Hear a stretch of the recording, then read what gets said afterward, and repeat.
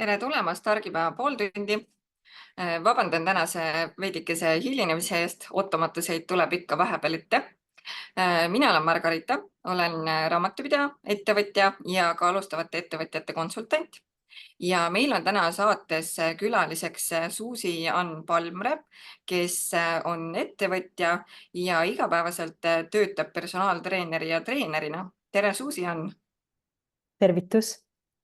Nii tore, et sa olid nõus täna meile laivi tulema ja rääkima tegelikult väga tähtsal teemal, mida ettevõtjad kiires tempos kipuvad ära unustama, ehk siis see enda eest hoolitsemine ja oma keha ja tervise eest hoolitsemine.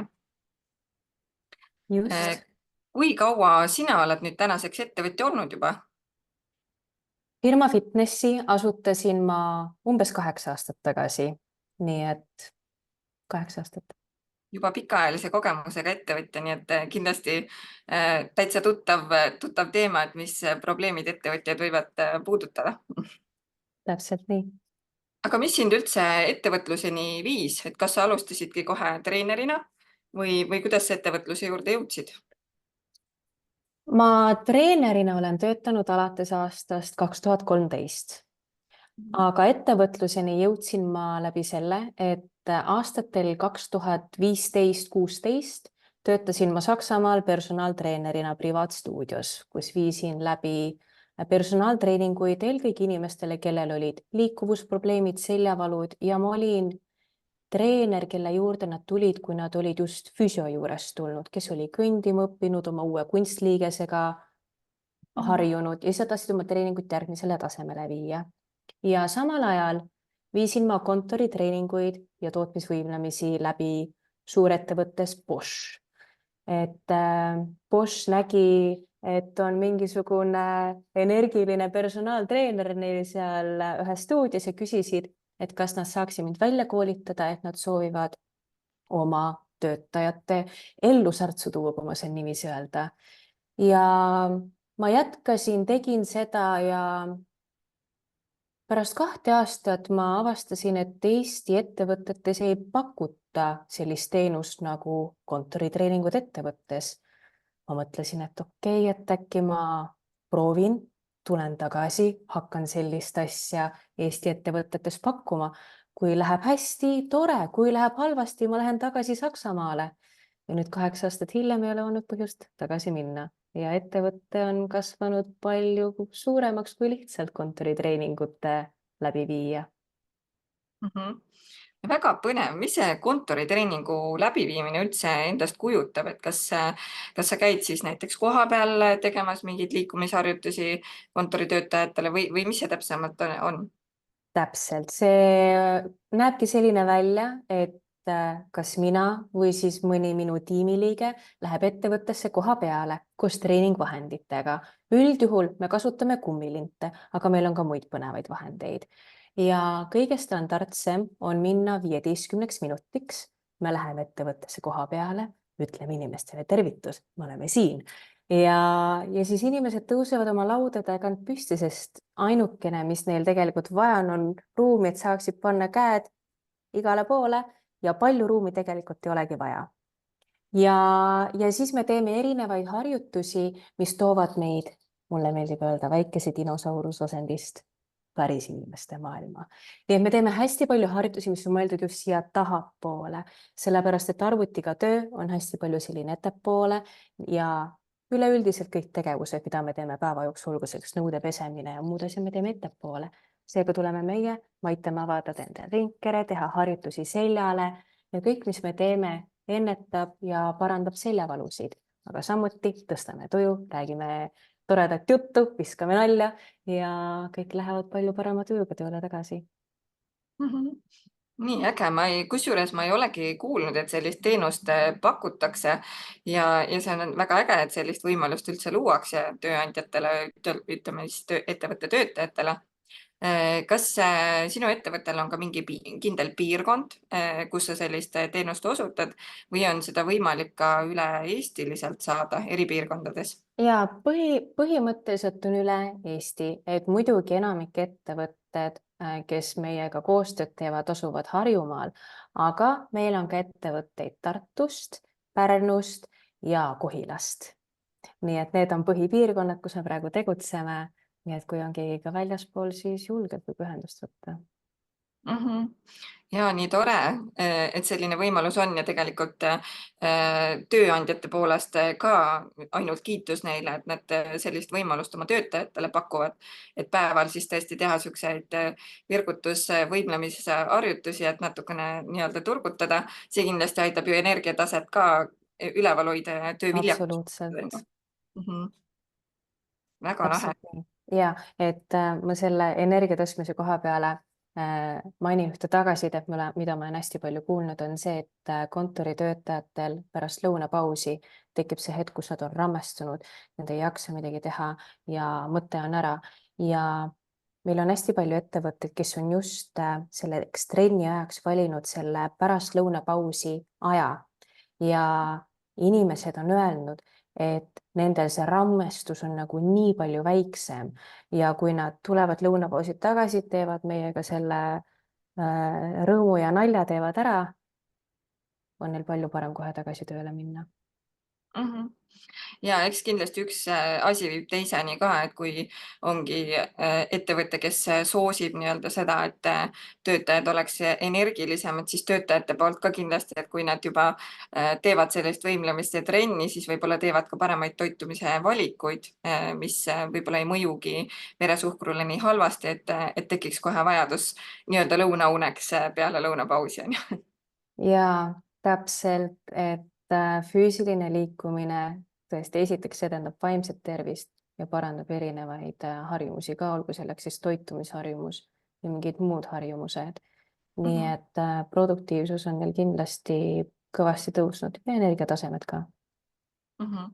Ja sa oled kindlasti läbi aastate saanud ka palju tagasisidet, et kuidas on ettevõtjate või töötajate heaolu see mõjutanud, et selliseid nii-öelda liikumisharjutusi keset päeva teha. Milline on sinu see tagasiside, et mis on need peamised probleemid, mis on siis kimbutanud, ütleme näiteks enne, et kui ei ole selliseid liikumisharjumusi olnud ja samas nagu mis on pärast siis nagu muutunud peale seda, kui ongi võetud selline regulaarne treening siis endale harjumuseks?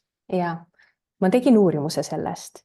Ma võtsin oma valimisse kuskil 100 töötajat, kelle ma jagasin pooleks. Pooled, kes tegid minuga regulaarset liikumispausi ja pooled ma ütlesin, et teate, see 2 kuud, ärge tehke midagi. Mängige Tetris, tehke midagi arvutis, istuge. Mul on vaja kontrollgruppi, kuidas muutub nende trapetsi ülaosa jäikus. Trapetsi ülaosa just sellepärast, et see on tavaliselt see stressilihas. Meil on tähdajad ja possonõme ja see on see lihas, mida me hästi palju kasutame ja lihas, mis kõigil on alati valus ning see on üldine kaelavalude ja tihtipeale ka peavalude põhjus. Seega ma mõõtsin selle lihase jäikust, aga samuti ka subjektiivset heaolu. Mis asi on subjektiivne heaolu? Need on kõik need füüsilised tunded, mida me tunneme, kas meil pea valutab, kas meil on peapööritused, samuti kas meil on närvilisus, kurbuse tunne ja muud sellised emotsioonid. Seega 2 kuu jooksul ma iga nädal mõõtsin nende jäikust mõlemal grupil siis. Ja samuti iga nädal ma lasin neil täita küsimustikku, et kuidas nad see nädal ennast tunnevad. Ja nad said oma tundeid hinnata skaalal 1–10. Mis on siis seotud närvilisuse, kas neil oli käesoleval nädalal peavalusi, peapööritusi ja nii edasi. Kõik see võttis kokku 2 kuud ja lõpuks ma lõin need kõik Excelis kokku, tegin statistika ja ma sain statistiliselt olulise erinevuse. Ja statistiliselt oluline erinevus oligi trapetsi ülaosa jäikuse muutuses. Grupp, kes tegi minuga liikumispause, nende ülaosa jäikus läks märkimisväärselt allapoole ja kontrollgrupil jäi see enam-vähem samale tasemele, aga samas tõusis ka. Osadel inimestel tõusis see ülimalt palju, aga kuna ma võrdlesin nagu kokku grupi tervikuna, siis tervikuna ta statistilist erinevust välja ei toonud. Ja samuti kui ma mõõtsin subjektiivset heaolu, siis märkimisväärsed olulised muutused olid peavaludes, peapööritustes ja närvilisuses. nii et need, kes tegid regulaarselt pause, nendel peavalud ja kõik, mis olid just peaga seotud, läksid allapoole ja teisel grupil jäi samaks. nii et nad olid sama halvad, kui nad olid enne. ja see andis mulle tõesti väga olulise tagasiside, kuidas selline väike asi nagu 15 minutit liikumispausi mõjutab nii palju. Aga ma tegin muidugi konkreetseid harjutusi ka. Need ma tõin seal uurimuses, tõin kõik välja ka konkreetsed harjutused, mis on suunatud just sellele õlavöötmele. Nii et ma usun, et üleüldiselt iga liikumine, mis inimene päeva jooksul teeb, toob head. Aga kui suunitleda liigutused just siia, teeb see asja veel paremaks, eriti kui on tegemist kellegagi, kellel on kaelavalud, peavalud ja nii edasi. Ja kahtlemata mõjub see elukvaliteedile ainult paremini, kui võtta häid harjumusi endale sisse. Mina ettevõtjana on ka hästi palju kogenud seda, et kui on sellised kiiremad perioodid, et tööd on palju, sihuke intensiivne aeg, siis kipub täiesti ära ununema see nii-öelda enda eest hoolitsemine. Et siis võtta kätte ja tehagi mingeid liikumisharjutusi või tegelikult, mis ju toetab just seda, et see kiire periood kuidagi kiiremini läbi nagu või üle elada siis on ju. Ja olen ka märganud siis seda, et ma kipun tegelema tagajärgedega, mitte ennetama. Ehk et nagu massööri juureski käimisega, et ikkagi sa lähed, et tegelikult võiks ju käia regulaarselt ja siis, kui on nagu kõik hästi, siis sa nagu ei mõtle selle peale, et võiks nagu käia massööri juures, tegeleda samamoodi siis õlavõtmete asjadega, vaid me kipume minema ikkagi siis, kui on juba mingi häda käes. Et Täpselt. kas nende, ütleme niisuguste personaaltreeningutega ja ka selliste võimlemistega, mis nii-öelda ettevõttesse tellitakse, et kas nendega on sama, et siis, kui on juba häda käes, et siis kutsutakse või pigem ikkagi on juba teadlikud need ettevõtjad, et nad kutsuvadki juba ennetama neid probleeme? Kindlasti ettevõtted kutsuvad eelkõige ennetama.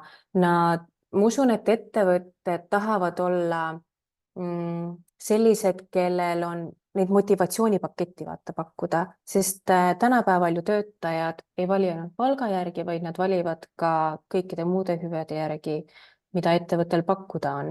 Seega, kui nad näevad, et teil on kas tasuta sportimisvõimalused või treener käib näiteks iganädalaselt koha peal, siis ma usun, et suurema tõenäosusega saab ettevõte endale ka paremad töötajad.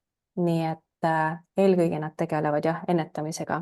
Aga üks asi, mis sa siin enne mainisid, oli see enda esikohale seadmine läbi selle, et ennetada oma neid kehalisi probleeme ja sellega ma olen täiesti nõus.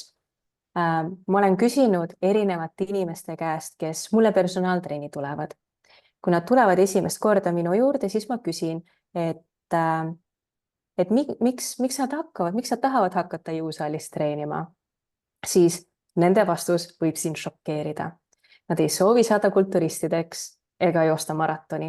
Nad ei soovi võtta 50 kilo alla, samuti ei soovi nad oma eksi kadedaks teha oma uue kehaga, vaid tüüpiline vastus küsimusele, miks sa soovid hakata jõusaalis käima, on see, et nad ütlevad, et nad soovivad ennast esikohale seada.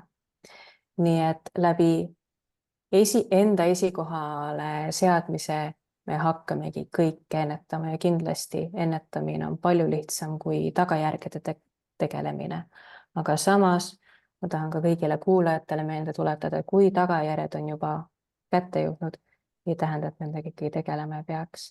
Et igast august on võimalik välja tulla. Kindlasti ja, massaaž on tore, massaaž aitab, ma käin ise ka massööri juures, aga massaažis me ei jõua iga päev käia. Võib-olla isegi mitte iga nädal ei jõua käia, see hakkab, aega on vähe ja rahakotile hakkab ka. Ja tegelikult kõige parem asi, mida me iseendale teha saame, ongi iseennast liigutada. Ja liigutamisel ma ei mõtle isegi seda, et iga päev mine tund aega jõusaali. Piisab kas või ühest väikesest liigutusest iga päev mitu korda. Nii et igaüks võib valida kas või ühe harjutuse. Nii et ma näitan oma lemmikharjutus, mida ma teen. Ma olen arvuti taga ja üks harjutus, mis ma teen, võtan käed ülesse. Ma ringutan ennast igas suunas ära. ma teen seda harjutust ainult ühte, iga päev, mitu korda.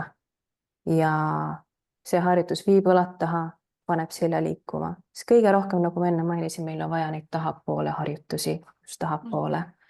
Nii et kellele ei meeldi see harjutus, võib midagi muud valida. Näiteks selga on tarvis liigutada 6 erinevas suunas iga päev. Ja need 6 erinevat suunda saame me ära tehtud pelgalt 3 harjutusega. Ma kähku näitan need ka ette, äkki keegi soovib kas praegu või kunagi hiljem proovida, aga need 6 suunda saame kätte niiviisi, et esiteks sukeldud laua alla, ehk siis teed enda selja kumeraks. Nii et kui mu kaamera näitaks, ma läheksin laua alla ja siis seesama ringutus, sellega oled juba 2 suunda kätte saanud. Järgmised 2 suunda on külgsuunas, lähed ühele küljele ja lähed teisele küljele. Ja viimased 2 on pöörded. Vaatad ühele poole selja taha ja vaatad teisele poole selja taha. Ja neid samu 3 harjutust saab igaüks teha nii istudes kui ka seistes. Nii et ei pea isegi vabandust välja mõtlema, et me ei viitsi püsti tõusta. Teed istudes ära ja saad oma selja liikuma. Nii et mida rohkem me selga liigutame, seda enam me valusi ennetame ja parandame ka. Nii et selg on tõesti midagi, mida peab liigutama igas võimalikus suunas. Ja kahtlemata, et minul eelmise rasedusega, no ma olen ka aastaid olnud ju kontoritöö peal, et eelmise rasedusega ma tulin just nende seljaprobleemid olid need, põhilised, mis tulid esile, et seljalihased on nõrgad. Ja paraku ongi, et mingid perioodid, et kui sa juba oled beebiootel, et siis sa nagu hilja on hakata tegelema sellega, et sa saad leevendada, aga sa ei saa väga enam nagu treenida päris neid, on ju. Et tegelikult sellised väiksed asjad võiks iga päev võtta endale harjumuseks, lihtsalt juba selleks, et ennetada kõike seda, mis hiljem kaasa võib sellega tulla. Ja täpselt. Harjumuse kujundamine on üks oluline osa. Ja, küsi järgmine küsimus. Ja, ma küsin veel sellise küsimuse seoses nende ettevõtjatega, et kes oma ettevõttesse siis nii-öelda sellist teenust sisse ostavad. Kas on ka mingi, mitte et nagu kedagi sildistada või mis iganes, aga kas on ka välja kujunenud kuidagi, et kas on rohkem näiteks startup maailmas seda, kus tahetakse näiteks ettevõtjad või töötajatele just rohkem rõhku panna nende tervisele, heaolule või on näiteks nooruslikum juhtkond või kas joonistub üldse kuidagi välja see, et kes on see põhiline ettevõtja, kes tunneb rohkem huvi oma töötajate heaolu eest? Enam-vähem, ma olen ise ka selle peale mõelnud.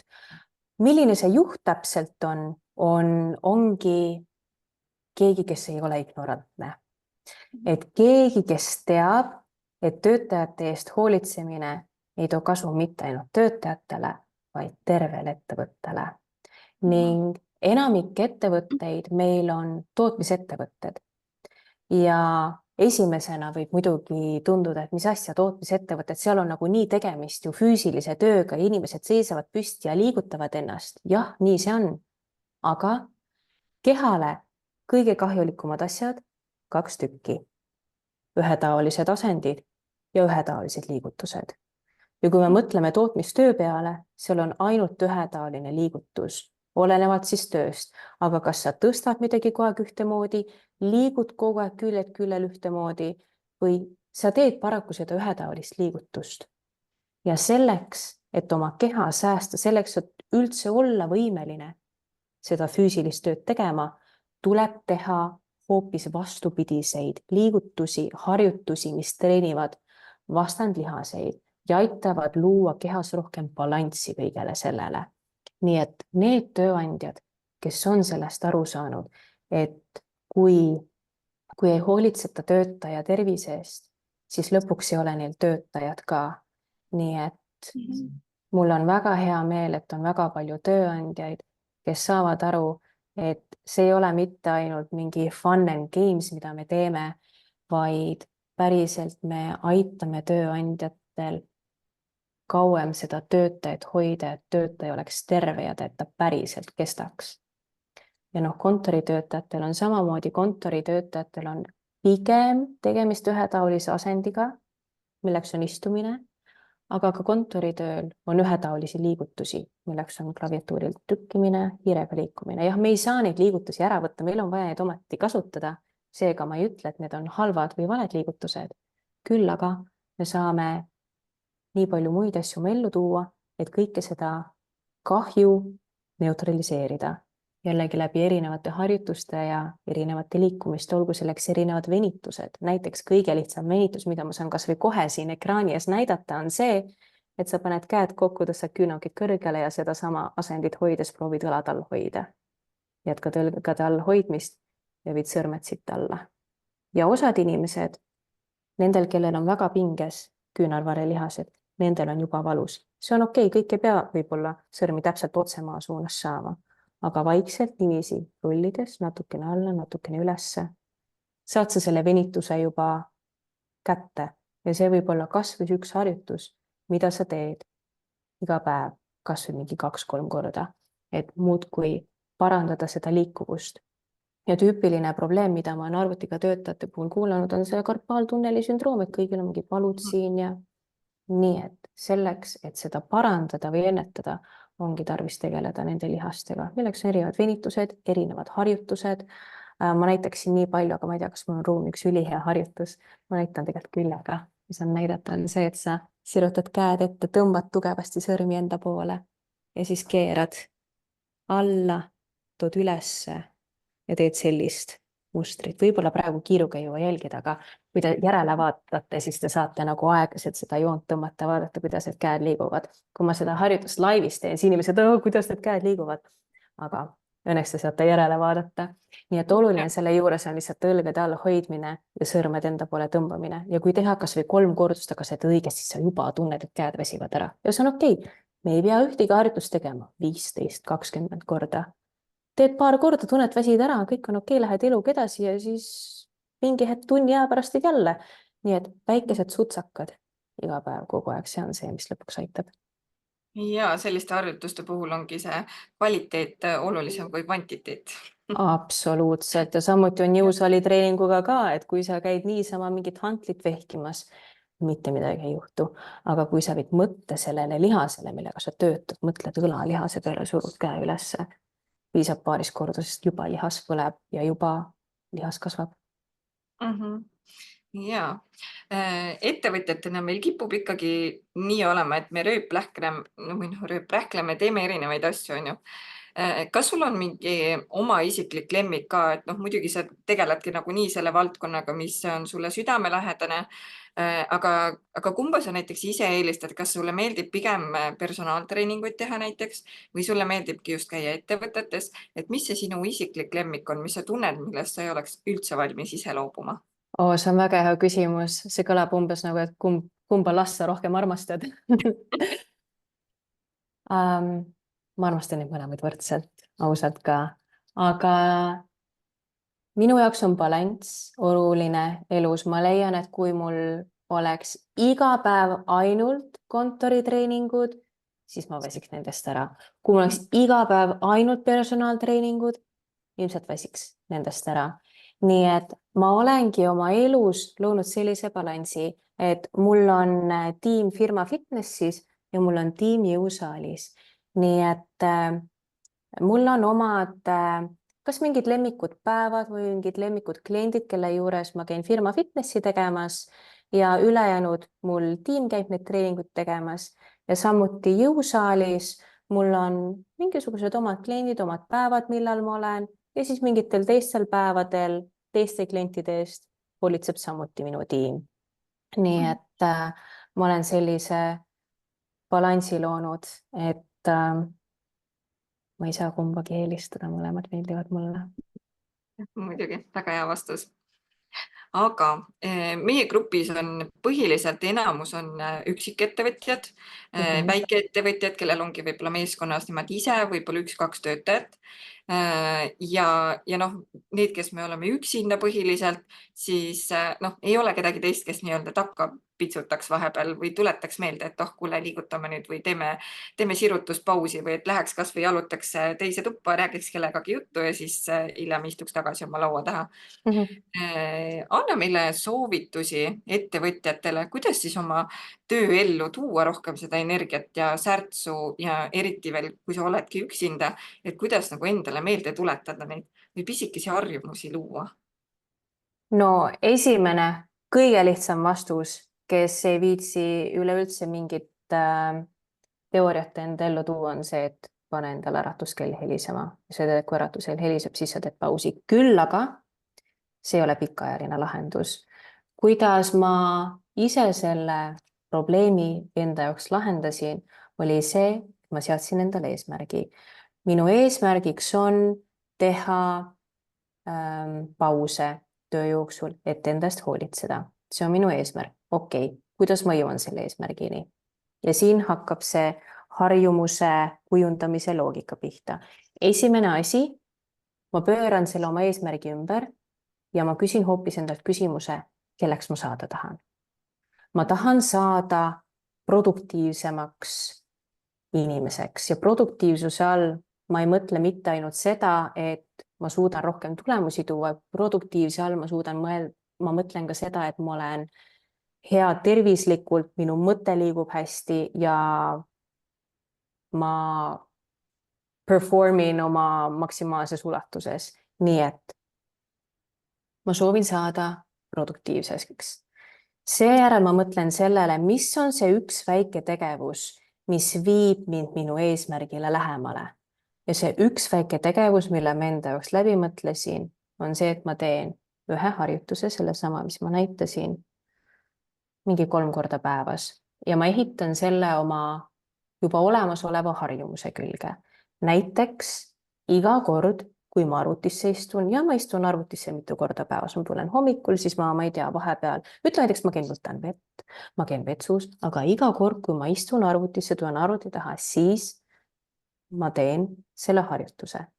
Nii et ma olen selle harjumuse endal juba olemasoleva harjumuse külge kujundanud, mis tähendab, et see ei lähe meelest ära. Ma ei pea endale meelde tuletama, et see kell, kes teab, äkki mul on mingisugune Facebooki live hoopis kell 3. Nii et ma ei saa lihtsalt suvaliselt ennast ringutama hakata. Nii et oluline ongi enda jaoks välja mõelda, et millist tegevust, kus kohas ja mis ajal sa teed. Ma teen ringutust arvuti ees iga kord enne, kui ma arvutis tööle hakkan. Samuti ütleme, et sul on mingisugune muu eesmärk, kuhu sa jõuda tahad, võiksid sa ka keskkonna peale mõelda, sellepärast et keskkond üldiselt kas viib meid eesmärkidele lähemale või eesmärkidest hoopis kaugemale. Kui on keegi, kes soovib näiteks tervislikumalt toituma hakata, siis muutused keskkonnas on siin väga olulisel kohal. Kui sa oled keegi, kes soovib hakata vähem magusat tarbima, siis on oluline, et see kommikauss oleks kusagile peidetud, mitte ei oleks nähtava koha peal. Ja samuti, kui sa oled keegi, kes soovib hakata rohkem köögivilju tarbima, siis on oluline, et need oleksid külmkapis nähtavamal kohal, mitte seal kusagil all sahtlis. Nii et need on need keskkonnaga seotud muutused, mida igaüks võiks läbi mõelda. Nii et harjumuse kujundamisel ja üleüldse kas produktiivne olemisel ja särtsu toomisel ongi siis oluline mõelda sellele, mis on see muutus, mis me siis tuua tahame. Me peame selle endale ilmselgeks tegema, ehk mõtlema välja sellele aja ja koha. Peame selle endale atraktiivseks tegema, ehk siis see tegevus võiks midagi lõbusat olla. Ma ei tea, mul näiteks see ringutus täitsa meeldib. See võib olema hästi lihtne. Nii et minu jaoks lihtsus tähendab, et ma teen ainult ühe ringutuse. Ma ei jää sinna 30 sekundiks taha. Ma teen ainult ühe korra suts tehtud. Ja neljandaks, see peab olema võimalikult rahuldust pakkuv. Nii et sa võid näiteks kas kiita ennast pärast sooritust, aga näiteks minu viis, kuidas ma olen selle enda jaoks rahuldust pakkuvaks teinud, on see, et kui ma selle ringutuse teen ära, ma saan sügava hingetõmbe võtta, sellepärast mu kopsud ei ole selles asendis kinni surutud ja ma tunnen, et davai, hakkame pihta, teeme selle töö nüüd ära. Ja vot see tunne on hea. Nii et ma annaks sellise nõuande.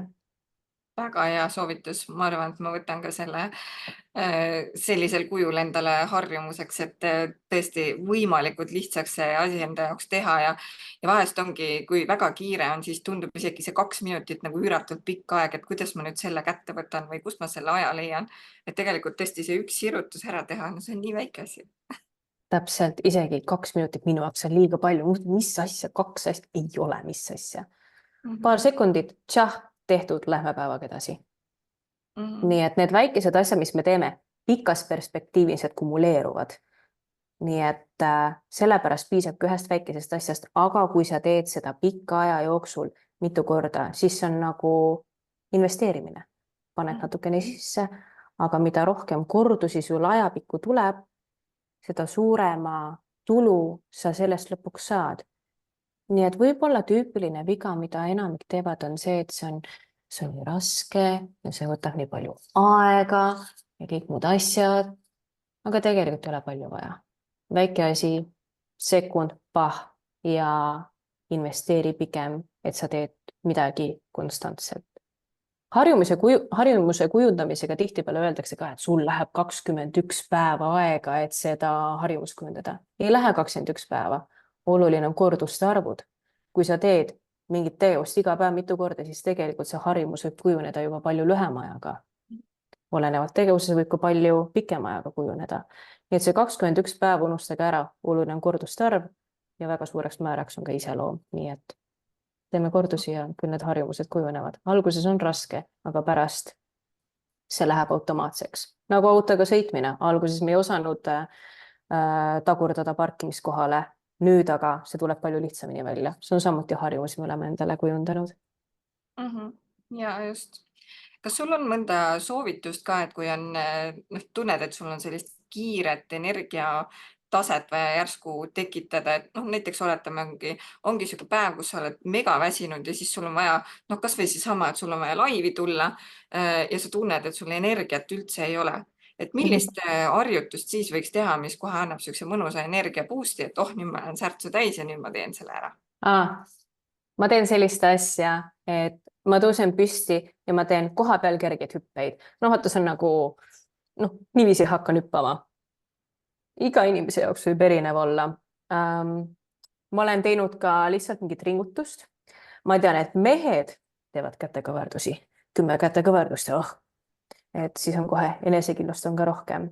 Ja ma ei tea, naised, kes soovivad tagumikuprinki ja energilisemana ennast tunda, võib alati mingi 10 kükki teha. Nii et valikuid on mitmeid. Siin võib valida selle vahel, mida ise endale kõige rohkem teha meeldib. Kõige lihtsam on minu meelest nagu koha peal põrgata, siis on mingi davai, et nagu tõmbame käima. Nagu sportlased stardijoone taga. Nii et ja see peaaegu vist lõdvestab ja annab energiat ka, on ju?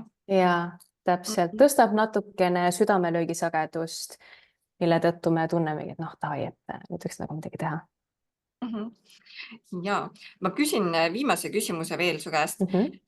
On erinevaid selliseid nii-öelda ergonoomika vahendeid ka siis, näiteks need võimlemispallid või siis tehakse ka istumise alla samamoodi need täispuhutavad matid või kuidas neid nimetatakse. Kas on mingid sellised asjad, mis on nagu siuke must have, et tegelikult igalühel võiks see olemas olla, kes päev otsa arvuti taga töötab, selleks, et just siis oma kehaasendit paremini hoida, isegi väikeste asjadega siis nii-öelda? On. Selle palli kohta ma tahan esimese asjana öelda seda, et see ei ole mingisugune ergonoomiline vahend. See on ikkagi harjutuste vahend ja väga paljudes kontoris on see ja arvatakse, et nüüd ma saan sirge seljaga istuda. Ega tegelikult ei saa küll. Palli peale mine istuma siis, kui sul on igav. Nii et asjad, mis kindlasti võiksid olemas olla inimestel, kes töötavad läpakatega, on eraldiseisev klaviatuur ja eraldiseisev hiir. Need on olulised. Sellepärast, et kui me läpakaga töötame ja kasutame läpaka klaviatuuri, siis esiteks ekraan on meile hästi lähedal. Aga me ei taha ekraani endale lähedale, me lükkame läpaka endast kaugele ja seeläbi vaata, meie käed tulevad hästi ette, mis ei aitagi meid sellest asendist üldse välja tulla. Vahet ei ole, nagu mida me ka teha ei ürita. Sa ei saa läpakal trükkida niiviisi, et sa oleksid sellises asendis küll, aga sa saad õlad viia taha, kui sul on eraldiseisev klaviatuur. Nii et Need on 2 must have asja. Ja 3. must have ergonoomiline vahend on nihelemine. Nihelemine selles mõttes, et mitte istuda ühes asendis kogu aeg. Kui ma käin erinevates ettevõtetes ergonoomika teemadel rääkimas, muidugi ma küsin nende käest, milline on nende meelest perfektne asend. Siis kõik istuvad laua taha, istuvad nagu viielini, ütlen, no ma arvan, et see on küll nüüd perfektne, näitavad mulle, et 90 kraadi on põlveliigeses, õlad on taga, käed ilusasti laua peal, lõug on sees, okei, näeb perfektne välja, aga parim asend on hoopis järgmine asend. Nii et mida rohkem me niheleme ja asendeid muudame, seda parem see meie kehale on. Nagu ma ütlesin, siis meil on 2 ohtlikku asja kehale, ühetaolised asendid, ühetaolised liigutused. Seega, mida rohkem me niheleme, seda parem. Kujutage ette, et te tahate olla nagu laps. Kui lapsed toolil istuvad, nagu kõige nõmedam asend on lihtsalt niiviisi tooli peal istuda. Küll nad panevad jalad endal kuskile, nad panevad käed kuskile, no ühtegi last ei näe nagu viielini istumas. Nii et proovime selles osas lapsemeelsust endale tuua rohkem niheleda. Ja samuti, kui on keegi, kes istub üks jalg üle, rist üle põlve, see on jumala fine. Lihtsalt pane tähe, et see istuks ikka teine jalg üle põlve. Kui on keegi, kes töötab näiteks nurgalauaga ja pead rohkem niiviisi istuma, siis leia olukord, kus sa saad ka teistpidi olla. Võimalikult palju, et saaksid võrdselt mõlemat kehapoolt kasutada, et ei tekiks kehapooltes ebavõrdsusi. Nii et eraldiseisev klaviatuur, eraldiseisev hiir, nihelemine ja põhiasjad on kaetud. No, väga hea soovitus, nii et tegelikult ei olegi vaja üldse mingeid selliseid ergonoomika vahendeid päeva lõpuks nagu osta, et pigem need pisikesed asjad, mis on olulised, et ongi see klaviatuur, hiir, et sul oleks see keskkond ise ergonoomiline ja nihelemine on väga hea soovitus. Ja täpselt, eks muidugi kõik need erinevad ergonoomikavahendid aitavad ülipalju kaasa, aga noh, kui tegemist on näiteks üksikettevõtjaga, teeb kodukontorit, no võib-olla ei ole seda raha, et investeerida seisulauda. Kuigi seisulaud on ülihea asi, ma ise tegin selle sammu, võtsin endale seisulaua ja sellisel juhul on oluline teada, et pelgalt seismine ja pelgalt istumine ei ole kumbki hea, aga halb, kui on võimalus seista, seisa, aga vahepeal istu ka, sest keha ei salli ühetaolisi asendeid, istu püsti. Hiirega seoses nii palju, et ma tean, et on osad tööd, mis nõuavad ainult hiire kasutamist ja võimalikult vähe klaviatuuri. Sellisel juhul tasuks mõelda hiire peale, kus vaatab öiel on niipidi. Aga see oleneb hästi palju tööülesannetest ja oleneb inimese enda näiteks kui tõsine see karpaaltunneli sündroom on, kas üldse on, kas on mingid eelnevad vigastused. See on nagu hästi individuaalne. See on nagu see, kui tööandjad valivad oma ettevõttesse toole, sest nad valivad eelkõige selle järgi, mis tool on ilus, aga ei ole kõige paremat ergonoomilist tooli. Igal inimesele sobib erinev tool, nii et isegi kui lähete poodi endale kõige paremat ergonoomilist tooli ostma, siis ärge küsige sellist asja. Istuge kõik toolid läbi ja kõige parem ergonoomiline tool on see, kus sa tunned, et selg on toetatud, käed on normaalsel kõrgusel, mugav on istuda, sest istumine peab olema mugav nagu puhkeasend. Mõtle nagu selle peale, siis sa leiad endale õige tooli.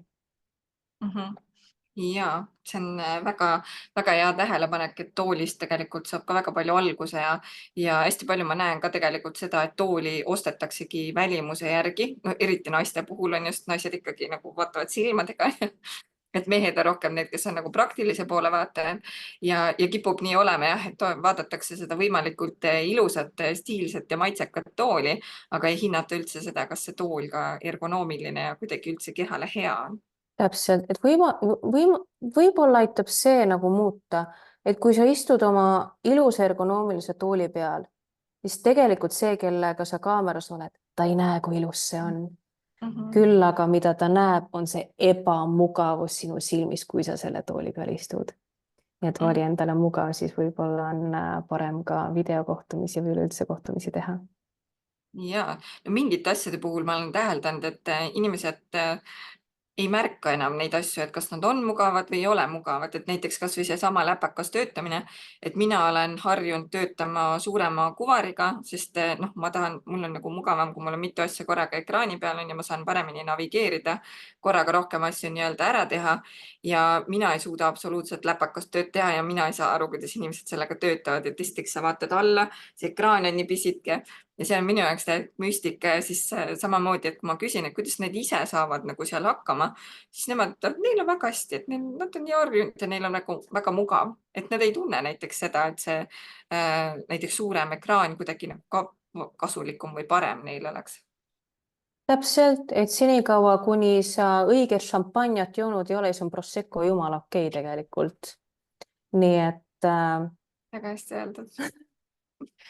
tõesti, ma olen nõus, et suurema ekraaniga on palju parem, aga ma ütlen siia midagi muud tarka ka lisaks alkoholinaljadele, on see, et kui keegi otsustab näiteks 2 ekraaniga töötada, näiteks mina töötan niiviisi, et ma töötan nii läpakaga kui ka suure ekraaniga, siis 2 ekraaniga töötades on oluline see, et see koht, kus nad kokku lähevad, oleks täpselt sinu siin nina juures, et kui sa vaata 2 ekraaniga niiviisi võrdselt töötad. Kui aga sul on niiviisi, et on üks põhiekraan ja teine on, niisama võib-olla vahepeal vaatan, siis ta võib vabalt külje peal olla.